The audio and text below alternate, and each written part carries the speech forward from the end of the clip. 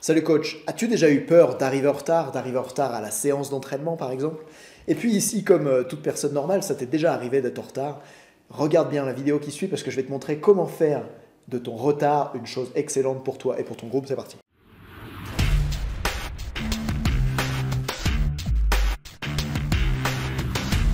Ok, la semaine dernière, il m'est arrivé une galère. J'avais, comme tous les mardis à 20h30 pendant 3 mois, une session coaching de coach avec les entraîneurs que je forme à la prépa mentale. Sauf que je venais de prendre l'hôtel, que j'arrivais tard du boulot, je crois, que j'étais ailleurs. Et puis là, à 20h30, la session démarre et j'étais en train de me faire livrer un repas. 3 petits rouleaux de printemps, là, super bons, sauf qu'ils sont arrivés en retard. Ils sont arrivés à 20h25 et la session démarrait à 30. Et j'avais trop faim et j'étais limite en hypoglycémie, je me sentais pas bien. Bref. Fallait que je choisisse entre manger et être en retard ou démarrer la session à l'heure et pas manger. Et franchement, j'avais trop envie de manger. Alors je me suis dit, comment tu pourrais faire de ce retard une opportunité? Et vous savez quoi? J'ai décidé de démarrer la session Zoom avec les entraîneurs, de lancer le truc pour qu'ils puissent se connecter à la salle, qu'ils arrivent. Et moi, je reste sans micro, sans caméra. L'ordinateur était en train de tourner, eux ils se sont connectés, et moi j'étais sur la table à côté, en train de manger mon rouleau de printemps tranquille, mes 2, 3, j'en avais même pris 4 d'ailleurs. Et je les ai laissés, eux, se connecter. Et vous savez quoi? Ils étaient 1, puis 2 à se connecter, puis 3, puis 4. Et pendant 10 minutes, ils étaient sans moi. Et pendant 10 minutes, ils savaient que la séance aurait dû démarrer à 20h30 et j'étais pas là. Et il s'est passé des choses vraiment étonnantes que j'ai voulu faire en sorte qu'elles arrivent. Et je te raconte ça pour que toi aussi tu puisses l'utiliser dans le cadre de tes entraînements. Ils étaient là. Et puis au début, ils étaient deux, ils ont commencé à discuter. « Hey, tiens, toi, comment ça va ?» Et j'ai pu observer un phénomène intéressant.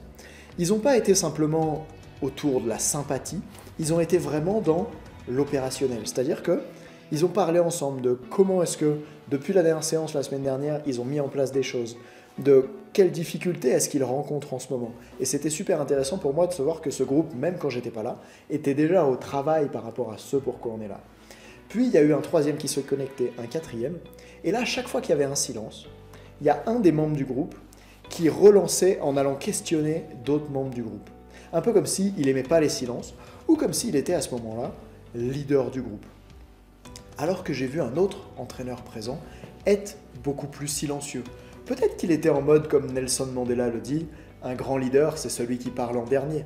Ou peut-être qu'il était juste moins à l'aise au sein du groupe. Ou peut-être que c'est tout simplement pas sa personnalité d'aller relancer un groupe, d'être acteur, organisateur de ce groupe. Quoi qu'il en soit, ça m'a permis d'observer ces choses-là et de voir encore une fois que, en mon absence, ils étaient déjà dans l'opérationnel. Ils étaient déjà en train de se demander comment mieux faire de la préparation mentale, comment débriefer ce qu'ils ont fait la semaine d'avant, etc. Et ça, je trouve que quand tu es formateur, intervenant, entraîneur, coach, quoi que ce soit, si quand tu n'es pas là, ça continue d'avancer, alors tu as fait du bon boulot. Tu as réussi à créer quelque chose au sein du groupe. Je dis souvent que enseigner, c'est pas remplir des vases, c'est allumer un feu. Et moi, ce soir-là, ils m'ont fait plaisir. Je me suis dit, ok, il y a un feu qui est allumé. Il y a quelque chose qui se passe. Et puis après une dizaine de minutes, ils ont commencé à rire à l'oral, ils ont commencé à dire « Ah mais vous savez quoi, ça se trouve c'est une blague que Nathan il nous fait. Il se connecte pas pour voir comment ça fait quand on est là sans lui. » Ils avaient deviné en fait. Et donc quand je me suis connecté, bien sûr j'ai commencé d'abord avec un mea culpa en mode « Vous savez quoi les gars, j'ai choisi d'être en retard parce que franchement j'avais faim, j'allais être en retard. Et du coup, ben ouais, désolé, je suis en retard, mais j'ai choisi d'utiliser cette situation pour en faire une opportunité. Je suis pas arrivé en mode « Ah, je voulais juste laisser être en retard pour voir ce que ça donne », même si à l'avenir, dans mes prochaines formations, je pense que je me mettrai une note, et je dirais ça dans toutes les formations, il faut le faire. Ce soir-là, j'ai choisi de communiquer de façon authentique sur le fait que c'était un peu mon erreur d'être en retard. Bon ok, le livreur de mon repas était en retard aussi, mais j'ai choisi de communiquer de façon transparente là-dessus, et de leur montrer que même quand de notre côté on a des erreurs, des problèmes, alors ça peut être utile au groupe. Et d'apprendre à utiliser ça. Qu'est-ce que ça ferait si toi tu es entraîneur de sport collectif et tu arrives en retard, un quart d'heure en retard à l'entraînement? Est-ce que les joueurs ils ont déjà commencé à s'échauffer? Est-ce qu'ils ont déjà fait tourner la balle? Est-ce qu'ils ont déjà fait des shoots au basket? Ben vous savez quoi? Théo, qui était là ce soir-là, il a réagi. Il a dit, vous savez quoi, moi dans mon groupe de ski alpin, je suis arrivé en retard à l'entraînement parce qu'il y avait un bouchon sur la voiture, sur la route alors qu'il était en voiture. Et quand il est arrivé, il s'est aperçu que ces jeunes skieurs alpins, ils avaient déjà pris les piquets de slalom, et ils les avaient montés en haut de la piste. Pris le téléski avec, je crois. Ils avaient fait cet effort-là. Et puis après avoir piézé les piquets en haut de la piste, Ils étaient allés s'échauffer. Ils avaient déjà posé leur sac au bon endroit, fait quelques gammes au moment où Théo, lui, est arrivé largement en retard. Et c'était juste génial pour moi de constater que cet entraîneur avait déjà compris ça. Lui, il ne l'a pas mis en place de façon exprès, il y avait un bouchon sur la route. Mais il avait directement pris conscience que son retard lui a permis d'observer des comportements au sein du groupe. Notre job en tant qu'intervenant, c'est de rendre autonomes les gens qu'on entraîne. C'est super important pour moi. Je ne vends pas des accompagnements de 5 ans en prépa mentale par exemple, parce que ce dont j'ai envie, c'est que les athlètes, ils n'aient pas besoin de moi, plus besoin de moi pour performer.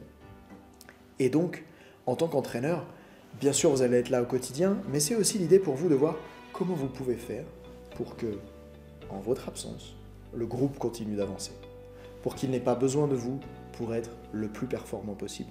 Et puis pourquoi pas, dans le sport co aussi, de tester la présence de votre capitaine. Et ça, c'est vraiment une situation où vous pouvez débriefer après l'avoir mis en œuvre. Vous pouvez, par exemple, arriver au début de l'entraînement ou à la fin et dire « Tiens, comment ça s'est passé d'après vous quand j'étais pas là Qui a eu quel rôle ?» Et voir peut-être émerger certains leaders, plutôt naturels ou plutôt formels, comme celui du capitaine. En tout cas, ce que je veux vous dire là, c'est que le plus souvent, dans les galères qu'on rencontre, par exemple, être en retard au boulot ou avoir faim et pas me faire livrer le repas dans mon cas, il y a toujours une opportunité derrière si on va la chercher. Et souvent, elle est bien meilleure que si on essayait de pas trop vivre la galère. J'ai fait d'ailleurs un TEDx là-dessus qui, j'espère, sortira bientôt. Voilà la photo. J'attends que la vidéo sorte. Dans ce TEDx, je parlais de comment j'ai utilisé la crise du Covid pour en faire une opportunité pour moi, alors que pour le snowboard, c'était pas ouf parce que toutes les remontées mécaniques ont été fermées. Et pour le business, quand il n'y a plus de compétition, c'est difficile d'accompagner les sportifs. Donc j'ai hâte de vous montrer ce TEDx qui sortira bientôt. En attendant, je vous propose de trouver cette vidéo dans laquelle je vous raconte comment il y a quelques semaines, je suis passé de blessé à riche en 2 semaines. Et le but, c'est pas de vous parler d'argent, mais de vous parler de comment, quand on met son attention quelque part, on peut obtenir beaucoup plus de résultats que quand on la met ailleurs. Faites des galères une opportunité et entraînez par la même occasion l'humain derrière la machine. À bientôt.